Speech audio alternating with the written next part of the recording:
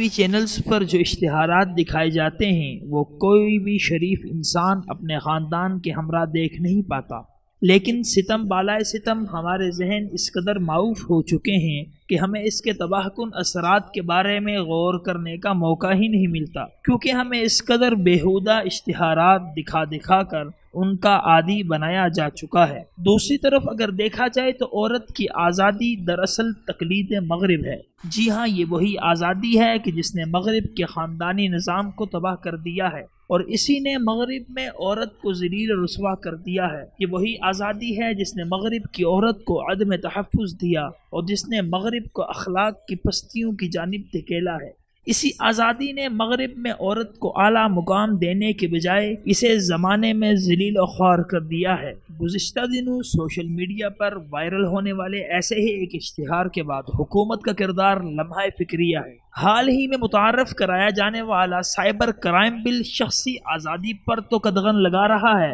مگر ہماری اخلاقیات کو گرانے کے لیے سوشل میڈیا پر وائرل یہ اشتہار ابھی تک مسلسل شیئر کیا جا رہا ہے۔ سوال یہ ہے، کیا ہمارے معاشرے میں یوں ہی عورت کی تذلیل کی جاتی رہے گی؟ کیا ایسے ہی عورت کی تذلیل کا تماشا دیکھا جاتا رہے گا؟ ان تمام سوالات کا جواب تو یہ ہے کہ عورت کسی بھی گھر کی ہو، ہر پاکستانی اسے اپنی عزت سمجھتا ہے اور اس کا تحفظ اپنا اولین فرض جان کر کرتا ہے، مگر ہم عورت کی تذلیل پر خاموش کیوں ہیں؟ کیوں سائبر کرائم بل اور سیکیورٹی ادارے اس اشتہار پر خاموش بیٹھے ہیں؟ آخر حکومت وقت کیوں اس پر خاموش تماشائی کا کردار ادا کر رہی ہے؟ کس چیز کی پردہ ہے؟ یہ وہ سوالات ہیں جو ہر ذی شعور پاکستانی کے ذہن میں گردش کر رہے ہیں، مگر ان سوالات کے جوابات شاید باقی سوالوں کی طرح کبھی نہ مل سکیں، اور ہم یوں ہی بھوک و پیاس اور چھت کی تلاش میں سرکردہ رہیں گے اور ہماری اقدار مارکیٹنگ کی دوڑ میں کہیں کھو جائیں گی۔